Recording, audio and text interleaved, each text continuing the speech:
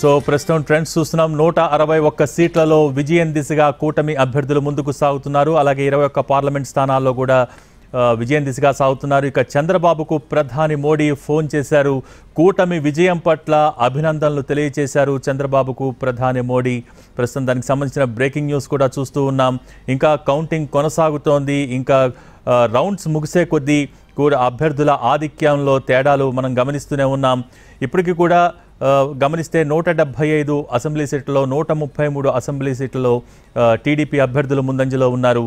ఇక జనసేనకు సంబంధించి చూస్తే కనుక 21 చోట్ల పోటీ చేస్తే 20 చోట్ల ఆధిక్యాన్ని కనబరుస్తూ ఉన్నారు. అలాగే బీజేపీకి సంబంధించి 7 చోట్ల అభ్యర్థుల ఆధిక్యంలో ఉన్నారు. ఏదేమైనా మొత్తానికి నువ్వు పోటీ చేసిన 175 స్థానాల్లో కూటమి అభ్యర్థులు పోటీ చేస్తే 161 స్థానాలలో ప్రస్తుతం లీడింగ్లో కొనసాగుతున్నారు. కొన్ని చోట్ల కూటమి అభ్యర్థులు విజయం సాధించారు. ఇంకా మరికొన్ని చోట్ల వేల సంఖ్యలో ఓట్ల ముందంజలో కొనసాగుతూ ఉన్నారు.